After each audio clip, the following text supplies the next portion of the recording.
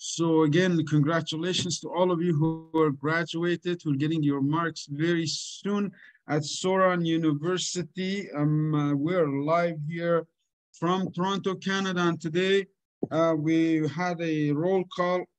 100% of students in this class have found some sort of employment, ideas, businesses started up, and because of your hard work, you also are graduating. Congratulations, you separated yourself from 100% of the people in the Middle East, and you have now stepped into the 20% upper level in education, in understanding, and in knowledge.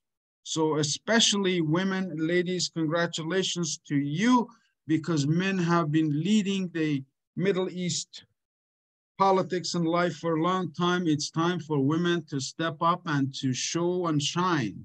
So I appreciate your hard work and dedication. And we're going to go through a somehow what Muhammad was sharing. I'm going to share right now my screen with you so I can show you, share screen. Yes, do you see that? Yes, virus. Okay, so what is a SWOT? SWOT analysis.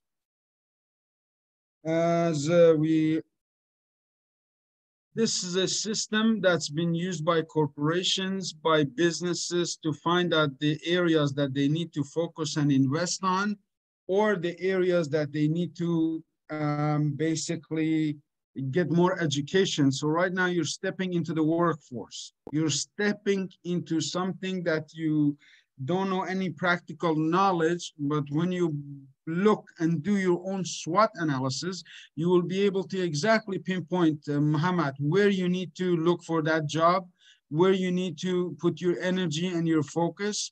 So SWOT analysis for personal development and finding your own purpose applies exactly the same way. It's a very, very effective way for you to find out what's your next step. So we're starting with SWOT, of course, your strength, your weaknesses, your opportunities, and your talents, and how it can help individuals find purpose. So I am not going to go through this whole reading of this. I just wanted to bring you to the question parts and really conduct a quick analysis with yourself today after this session or this week.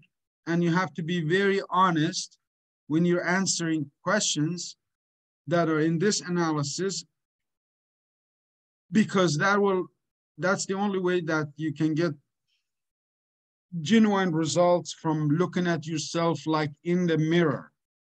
So some of the questions that we ask here in our private course, again, online courses are becoming very popular, and most of you are starting at least to teach English online. This is your strength because you already speak English, you understand my English. That means that you have a good command of the English. So when you're looking at strengths, questions that you could ask yourself are these. What are you good at naturally? So I could basically look at you in the classroom and tell you exactly who's good at what right now because of discussions we had. But I wouldn't be able to pinpoint exactly until you write yourself down. What are you naturally good at? Some people are good at taking care of others. Some people are good at doing business. Some people are, so you have to find those areas that you're really good at. What skills have you worked on to develop? So we just talked about development of your skills.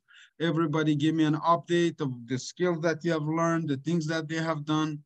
What are the talents and your natural talents and strength? Again, goes the same. What are you good at? And how strong is your network of your connections? This is somewhere each and every one of you can tap into to start that career, to start that job, your network. We all have connections. And if you don't know anybody, you know your teachers. They're a good connection to start basically asking them to refer you to the companies they know or to the people that they know that are hiring. So really important to write these questions down.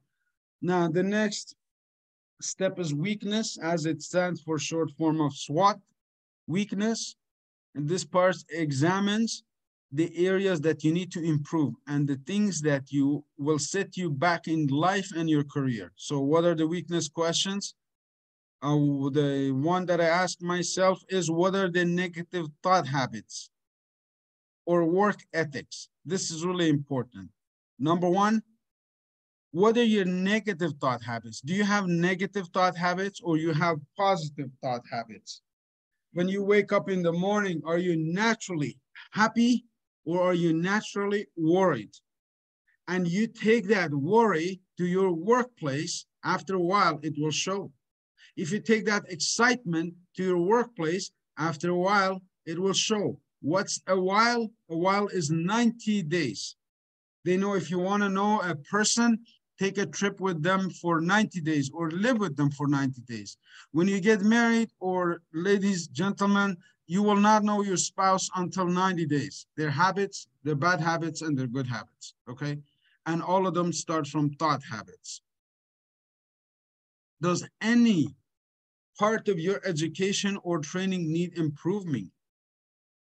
This itself is an opportunity. Right now, you have just upgraded your education, and there's 8 out of 10 people who don't have the education that you do. So you can teach something right now. If you had the right audience, if you had the right ears to listen to you, you would have been starting your business right now. And what areas of your life could you grow and improve? Now, I can give you so many examples of a person with one leg that is dying just to learn how to walk. We have our health. There are other areas. We don't know everything. I don't know everything. When I have a question, I go find the answers. And I do have a lot of questions. I'm a very curious person, and so should you be. And what is the most thing what are you most afraid of doing and are likely avoiding? See, the thing that you put up, you procrastinate about, it never leaves you. It's always staying with you, and it becomes problems later on. It becomes challenges, becomes doubts, hesitations. It becomes fear permanently installed in our head. Thank you, Usra, for accompanying me in this classroom. We were supposed to all have cameras open. Now everybody is hiding, but your smile is beautiful. You're paying attention, you're learning. Because we all have weaknesses and we all have opportunities. The opportunities section is the external factors. Right now, I am going to teach you your biggest opportunity right here. And the question starts with you. What is the current state of economy? This is a big question for Iraq right now. The state of economy of Iraq is a third world country dying to grow, starving for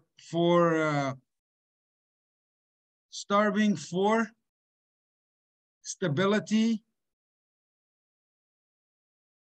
and it is flooded with people from other countries, from Europe, from North America, from everywhere. So there's investments being made in Iraq. I just had the shock of my life learning about Oman. Did you guys know that Oman is one of the fastest growing economies in the world? It's not Dubai, it's Oman.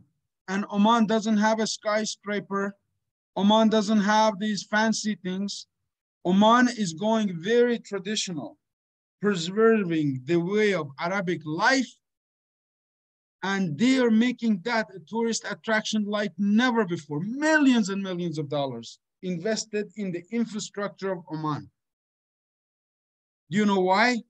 The king of Oman was graduated from Harvard University. The king of Oman understands natural way is more attraction than all these high rises. Toronto has buildings that are so high, I look up and my neck starts to hurt. And so does Dubai and every other city, but they did something very opposite and very attractive and grow their economy. Is there new technologies in your industry? Yes. You can download some apps, refer people to learn your English classes, use the industry, use technology, use YouTube, use movies, watch movies, watch one movie a night for 360 nights, you'll speak English fluently. But watch it in English, even if you don't understand it. And is the industry growing? Yes. The number of rich people in Iraq is growing.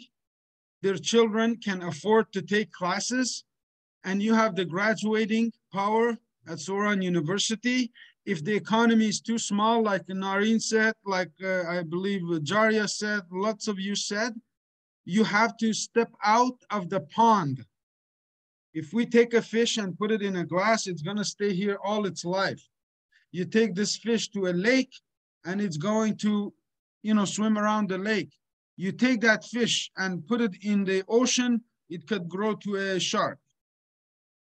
You could be a business magnet within the next 5 to 10 years. And if the area is too small, use your connections, use your family connections, use your friendships, use your, faculties and your mentors and your teachers to find places where you can live. And when you have a stable job, you can make your money.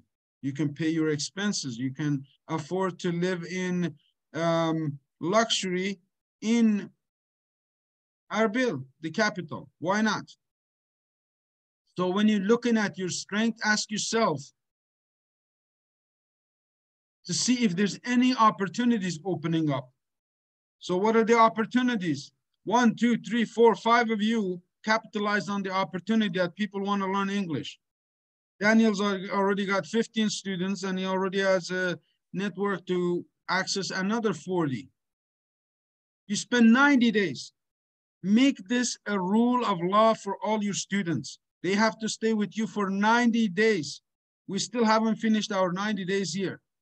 Yusra was worried. Is this our last class? Is this final? Oh, we're not going to have any more classes. Well, I made a promise 90 days, so I'm sticking with it. We just have to find the right time. Don't worry, we're here. Threats. Factors that you could take into account could include. This is more specific to our petroleum engineer. Mrs. Petroleum Engineer Jaria, is your industry contracting or changing direction? Is there any strong competition for the type of job that you're trained or suited for? Because that's very specific, petroleum engineer. What is the biggest external danger to your goal? Is it people who are from India who have a degree in engineering petroleum, or you're competing with people who graduated from Soran University, from other universities? Our biggest external danger are expat people. Expectation or external workers? External workers, yeah. External workers. And I saw Iraq was flooded with all kinds of people from Philippines, from India, from everywhere. I mean, Kurdistan was just like anybody else. That's policies that people who are in politics, like Muhammad later on, can tackle that. He can talk to things like this to change the government rules of really employing all graduates before they bring anybody in. Now, what you can do with your strengths, what you can do with your weaknesses, you can do 2, 3 things. Matching or converting. Matching means connecting 2 of the categories together. For example, if you see that matching your strengths with the opportunities. Now, what's your strength right now? Many of you have a good command of English. That's one strength. And you're matching it with the opportunity. What's the opportunity? You all know we have online classes. Why not open your own online class, right? And then the converting, which is here, this is really, really important, converting. And remember I thought about your thought habits. This converting here is very important tool in getting your mind right. So when something negative happens to you, you convert it automatically. For example, if anything comes to my mind that I can't, I turn it around and I say I can. The next question becomes, how can I? Anything negative, anything bad happens in your life, you can convert that thought to something positive and have it done automatically through the subconscious mind. There's two sections of your mind. One is the one that is conscious, that is educated, that is trained right now. And one is the things that you do automatically without even thinking about it. So as you come to your end of your, well, I wouldn't say end of your education, but the beginning of your self-education, you have to start thinking about what is success. Again, I have gone through this very detailed, and I want you to learn this. Success is a progressive realization of worthwhile predetermined goals, ideals, or outcomes. Okay? How do you predetermine? You take a pen and paper, you write it down, and you put a date to it. We have been through SMART goal setting before, and that's why most of you are on track right now. So it doesn't have to be about money all the time. Money is a part of it, but success could be a school teacher who loves teaching. Success could be a mother who wants to love to raise children. This is in my case, in my personal life. My children's mother said, I have my children, this is my passion, this is my life. I don't want anything to do with anybody or you. Even get out of here. I got my children. It's my passion. Is there anything I can do to change that? No. So I live alone. But that's finding her success in her story is dedicating her life to her children. So success is a salesperson. Success is Daniel who start, let's say, a class and start with 15, and next time he tells me that he has increased this to 50. Are you telling me there are not 50 people in your network and also in Kurdistan who don't want to learn English to be able to enjoy these wonderful opportunities that are available for everybody? Yes, there are. All we need is to increase our vibration. So you have to dream it, plan it, and you do it. And this is specifically put here for Siddharth. He likes to read the words of famous people and the words of philosophers. Marcus Aurelius. A man's life is what he makes of it.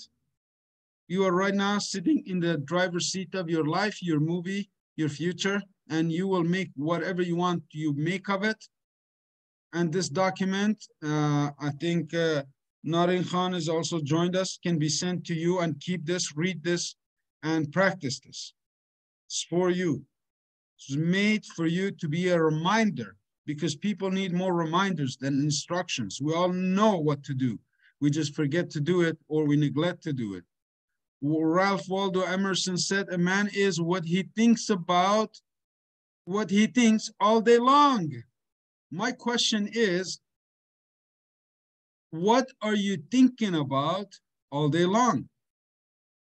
And I have now taught you how to convert those negative thoughts into positive thoughts, how to convert anything that comes to you as a threat and turn it into an opportunity, and how to write down your own strengths and match them with the opportunities that are rising, because the economy is changing and you are right in the middle of all of it. So if I go to screen share, pause, stop sharing, we're back here. Narin Khan, welcome. And we have been talking about some projects that you and I are working on also. You didn't give us an update, so if you like to add the last words, I think we're right now at the end of the SWOT analysis. Everybody is going to have to write those down for next session. Yusra, you want to have another session? We're going to write down your answer to those questions in the SWOT analysis, okay? All of the problems that you can think about ahead of you, you can write it down, And once you write it down, then it's like a flashlight. You don't have to go through this red light. I'm going here, I'm going there, and you find your way to the future. Naren Khan, how are you? Hello, Victor. How are you? Wonderful. Welcome. And tell us, Yes, last 2 weeks you've been in Acre. No, you're in Dohuk. Where are you? I am in Akron. Pardon? Yeah. So how can I? So all of the students had their basically updates of what has happened, and I'm proud of everybody. 100% success for your project here, that everybody's on track, either has a job or is looking for a job or is planning to make the next move. Thank you for all the work that you did. But tell us, what did you do last 2 weeks? What have you been busy with? I am busy. Just I don't have a work right now. Just I am busy with my kids. Yeah. You just talked about your purpose, being a mother right now. Yeah. Right? You're living your purpose, and you're also helping students here, keeping me on track, and making sure that we still keep our online class until these students all get I'm enjoy with my kids. Graduation. The motherhood is a very important thing for me. Yeah, I enjoy with my kids. And always I want to help a student from Soran University. Now I am not working with the Soran University staff, but always I want to help everybody in Soran. Wonderful. Thank you for your help and contribution. Yes, motherhood is the big hood. Yes. It's like your neighborhood. Of course. It's shaping the future through your children, through the work that you do, through the future. You're living your purpose, my friend. And thank you. And I am looking forward to next session. Next graduating class again is going to start in September. We're reorganizing to have some events. I have organized some wonderful team of musicians that we're going to bring for a session to Kurdistan, inshallah. Inshallah. So I need your help and thank you very much, Prof. Thanks, Prof. So I will give you all updates, and we're looking to fall season, September, when it's a little bit more suitable. That if not this year, next year for Nowruz, we're going to have a tour of musicians who are Kurd, who are Canadian, and who are willing to come and celebrate. And we're going to bring some business opportunities, share them, perhaps in Soran University and or elsewhere. Thank you very much, Professor. Thank you. My pleasure. And Naren Khan, once you get a chance to coordinate a Zoom call with Mama Starkova, we can talk about the project that we're working on. Again, I don't want to give students any insight into that project because that's a bigger project. And who said? Diman said that it takes a lot of planning, okay? You cannot go from one great work to another without planning. And that's my learning from Ms. Diman.